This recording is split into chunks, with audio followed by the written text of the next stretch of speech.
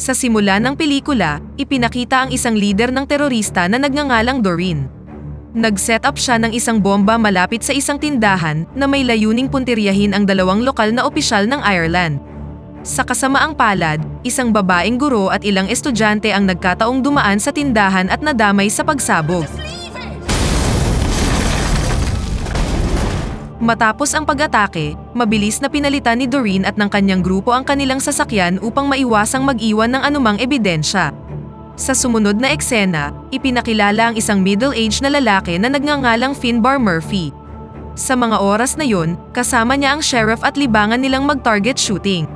Lingid sa kaalaman ng sheriff, si Finbar ay isang mapanganib na hitman. Pagkatapos ng kanilang pag-target shooting, bumalik na si Finbar sa kanyang bahay sa isang liblib na nayon.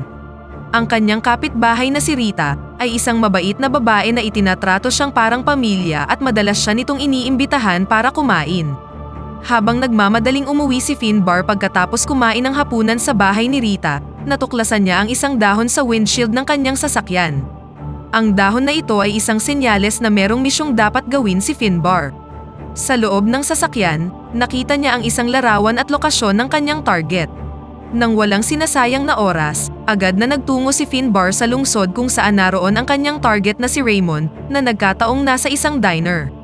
Hindi nagtagal, dumating na si Finbar sa lugar at sinimulang subaybayan si Raymond na dating isang malupit na gangster ngunit ngayon ay binago na ang kanyang buhay at isa ng mga awit ng ebanghelyo. Kalaunan, matagumpay na nakidnap ni Finbar si Raymond at dinala sa isang liblib na lugar. Pinilit niyang maghukay ng butas si Raymond kung saan magsisilbing libingan niya ang isang pine tree. Kapansin-pansin din ang maraming batang pine tree sa lugar na kumakatawan sa mga libingan ng mga dating target ni Finbar.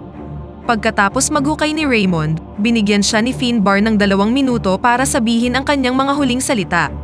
Inamin ni Raymond ang kanyang nakaraan bilang isang malupit na gangster ngunit ipinaliwanag niyang nagbago na siya at ngayon ay naiintindihan na ang tunay na kahulugan ng buhay at kaligayahan. Naniniwala siya na hanggat nagpapatuloy si Finbar sa pagiging hitman, hindi siya makakahanap ng kapayapaan sa buhay. Naantig si Finbar sa mga salita ni Raymond, ngunit sa huli ay nagpatuloy pa rin siya sa pagdispatcha sa kanyang target. Lumipat ang eksena sa isang lalaking nagngangalang Robert na nagsisilbing middleman sa pagitan ng kanyang mga kliyente at mga hitman. Kasalukuyan siyang nagbibigay ng trabaho sa isang batang hitman na nagngangalang Jack. Hindi nagtagal, dumating si Finbar upang kunin ang kanyang bayad mula kay Robert para sa matagumpay na pagkumpleto ng kanyang trabaho. Ang asawa ni Robert na si Samantha ay binati si Finbar habang nakasalubong niya ang kapwa hitman na si Jack. Kalaunan, pumunta na si Finbar sa opisina ni Robert at inireport na matagumpay niyang nadispatcha si Raymond gaya ng nasa kontrata. Binayaran siya ni Robert at pinuri si Finbar para sa kanyang husay at bilis sa pagsasagawa ng mga trabaho. Gayunpaman, hindi maalis sa isipan ni Finbar ang mga salita ni Raymond at kalaunan ay ipinahayag ang kanyang pagnanais na magretiro mula sa pagiging hitman. Nang marinig ito, hindi makapaniwala si Robert sa biglaang desisyon ni Finbar na magretiro.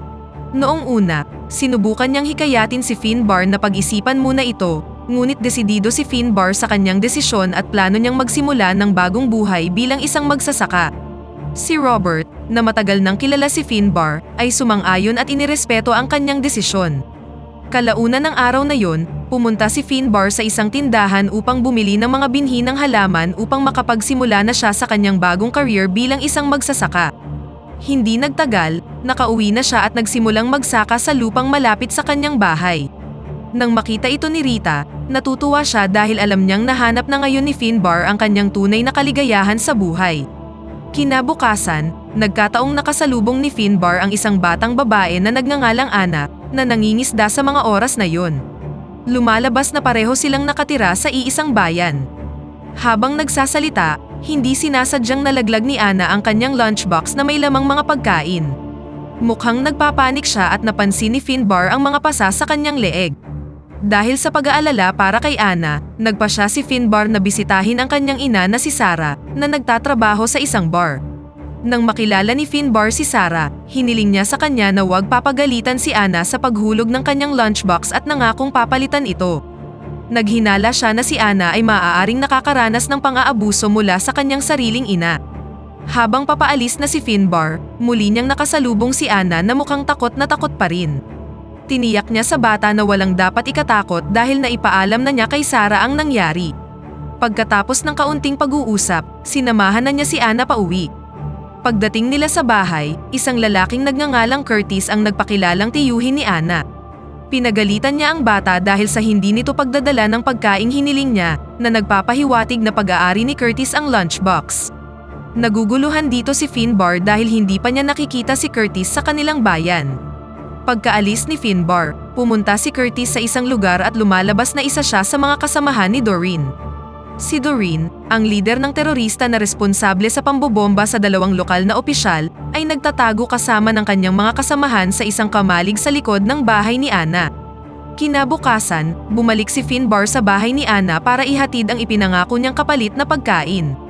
Matapos ibigay ang pagkain kay Sarah, napansin ni Finbar si Anna na mag-isang nakaupo habang may hawak na isang bala. Dahil sa pag-aalala, hiningi niya ang bala at nakita niya ang mga pasa sa kamay nito. Dito niya na-realize na sinasaktan ni Curtis si Anna. Hindi nagtagal, dumating si Curtis sa bahay para humingi ng pagkain kay Sarah at ininsulto si Finbar na walang kamalay-malay kung sino talaga siya. Ipinaliwanag ni Sarah na kailangan niyang asikasuhin si Curtis dahil kapatid siya ng kanyang yumaong asawa.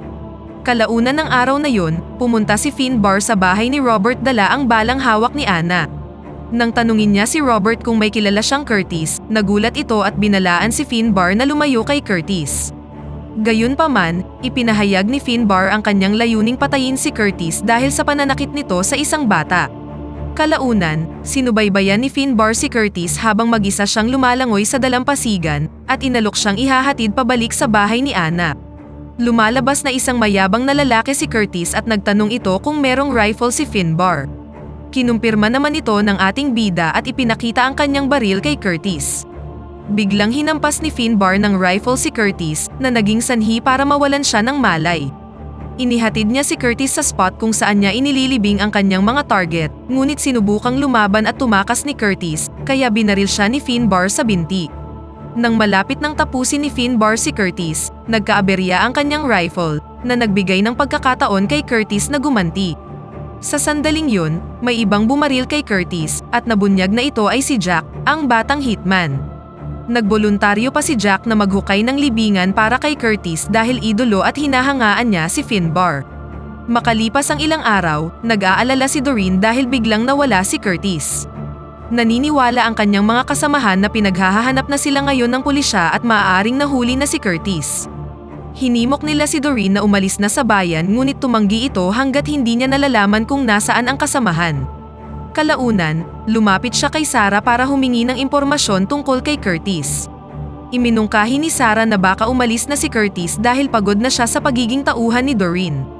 Sa sobrang galit, pinagbantaan ni Doreen si Sarah, ngunit kalaunan ay nakinig din siya sa kanyang payo na humingi ng tulong kay Robert, ang pinakarespetadong tao sa lugar. Bago makipagkita kay Robert, bumalik si Doreen sa kamalig para kunin ang kanyang baril at napansing nawawala ang isang bala sa kanyang revolver. Sa sumunod na eksena, pumunta na si Doreen sa bahay ni Robert at tinanong siya tungkol kay Curtis. Nagpanggap si Robert na hindi niya kilala si Curtis ngunit naapakan ni Doreen ang isang bala tulad ng nasa kanyang baril. Nang ma-realize na alam na niya ang katotohanan, inamin ni Robert na pinatay ni Finbar si Curtis, ngunit isinumpa niyang hindi niya ito iniutos. Nagpasalamat si Doreen para sa impormasyon, ngunit binaril pa rin niya si Robert sa ulo. Narinig ni Samantha ang putok ng baril at sinubukang pumasok, ngunit pinigilan siya ni Doreen. Pinagbantaan niya si Samantha na huwag pumasok sa loob dahil ayaw niyang makita niya ang kanyang mukha. Maya-maya, kinuha ni Doreen at ng kanyang mga kasamahan ang perang nakita nila sa drawer ni Robert at nagmamadaling umalis sa bahay. Makalipas ang isang oras, nakipagkita si Jack kay Finbar at ipinaalam sa kanya ang tungkol sa pagpatay kay Robert. Nagmamadali silang pumunta sa bahay ni Robert kung saan tinanong ni Finbar si Samantha tungkol sa nangyari. Ipinaalam ni Samantha na hindi niya nakita kung sino ang pumatay sa kanyang asawa, ngunit narinig niya ang isang babae na binanggit ang pangalang Curtis. Nang marinig ito, napagtanto ni Finbar na maaaring siya ang susunod na target para sa paghihiganti sa pagkamatay ni Curtis. Dahil dito, sinunog niya ang lahat ng mga dokumento sa opisina ni Robert at sinabihan si Samantha na humingi ng tulong sa mga pulis kapag nakaalis na sila. Samantala, huminto si Doreen at ang kanyang mga kasamahan sa isang tindahan ng mga halaman upang malaman kung saan mahahanap ang bahay ni Finbar. Nagpanggap silang kamag-anak ni Finbar at nakuha ang impormasyon sa may-ari ng tindahan. Nang makuha ang address, pinasok nila ang bahay ni Finbar at nakita ang isang lumang larawan niya bilang dating colonel sa Irish Army. Pauwi na sana sina Finbar at Jack ngunit napansin nilang bukas ang ilaw sa kanyang bahay. Nang ma-realize na may tao sa loob, nagpasya silang magmasid mula sa isang burol upang makilala ang mga nanghimasok. Kinaumagahan, si Doreen, na dismayado sa hindi pagdating ni Finbar, ay sinira ang kanyang sasakyan. Naisipan siyang barilin ni Jack ngunit pinigilan siya ni Finbar dahil mahahanap ng iba ang kanilang pinagtataguan. Kinumpronta ni Rita si Doreen dahil sa kanyang pag-uugali, ngunit inatake siya nito na nagpatumba sa matanda. Pagkaalis ni Doreen at ng kanyang grupo, dinala ni na Finbar at Jack si Rita sa loob para gamutin siya. Inutusan ni Finbar si Jack na bantayan si Rita habang siya naman ay haharapin ang grupo ni Doreen at papatayin sila. Hindi nagtagal, nagpasya si Finbar na hanapin ang grupo ni Doreen sa kanilang hideout. Sa kasamaang palad, hindi niya nakita ang mga ito doon ngunit alam na niya ngayon na sila ay mga terorista. Samantala, dumalo si Doreen at ang kanyang mga kasamahan sa isang soccer match para hanapin ang hitman. Ilang sandali pa, dumating si Finbar sa lugar at unang nakita ang mga terorista. Nang pumunta si Doreen sa banyo, sinundan siya ni Finbar at nagtago sa likod ng isang pader. Sa kasamaang palad, bigla itong lumitaw sa kanyang likuran at tinutukan siya ng baril sa pag-aakalang pinatay niya si Curtis sa ilalim ng isang utos. Tinanong ni Doreen kung sino ang nagutos sa kanyang patayin ang kanyang kasamahan. Nang maramdaman na wala na siyang kawala, nagsinungaling si Finbar at sinabihan ang babaeng makipagkita sa kanya sa isang bar mamayang gabi kung gusto niyang malaman kung sino ang nagutos. Noong una, nag-alinlangan si Doreen at nais niyang sabihin na niya ito kaagad. Ngunit hinimok siya ni Finbar na patayin na siya upang hindi niya malaman kung sino ang nagutos. Sa huli, pumayag na rin si Doreen sa usapan. Kinagabihan, bago makipagkita sa bar, malinaw na naghanda ng bomba ang grupo ng mga terorista. Hindi nagtagal, nagkita na sina Doreen at Finbar sa bar kung saan nagtatrabaho si Sarah. Agad na iniutos ni Doreen na ibunyag na ni Finbar kung sino ang nagutos sa kanyang patayin si Curtis. Kasabay nito, biglang nagpakita si Jack at sinabing siya ang nagutos kay Finbar na patayin si Curtis. Nang malaman ito, si Doreen na may dalang armas, ay walang pag-aalinlangang binaril si Jack na nagdulot ng kaguluhan sa bar. Ang isa sa mga kasamahan ni Doreen ay nabaril ni Finbar, habang ang sugatan namang si Jack ay nagawang makaganti ng putok sa lider ng mga terorista. Sa pangalawang pagkakataon, itinumba ni Finbar ang isa sa mga kasamahan ni Doreen. Pagkatapos nito, ang isa sa mga kasamahan ni Doreen na nasa labas ay sinubukang maghagis ng bomba sa bar ngunit pinigilan siya ni Finbar. Pagkatapos ng pagsabog, nagmamadaling tumakas si Doreen sa lugar. Gayunpaman, bago umalis, pinatay niya muna si Jack. Pagkatapos, hinabol na niya si Doreen na patungo sa isang simbahan. Sa huli, narating na ni Finbar ang simbahan at naabutan doon si Doreen. Gayunpaman, nawalan siya ng maraming dugo at kalaunan ay sumuko na rin sa kanyang mga sugat. Makalipas ang ilang araw, makikita si Finbar na nakikipag-usap kay Rita. Gusto nang magpaalam ni Finbar sa kanyang kaibigan dahil plano niyang magsimula ng bagong buhay sa California. Nangako siyang bibisitahin si Rita kada buwan, at dito na nagtatapos ang pelikula. Pakipindot naman ang like button kung nagustuhan mo ang pelikula at kung hindi naman, pindutin mo ng 2 beses ang dislike button para lang makasiguro.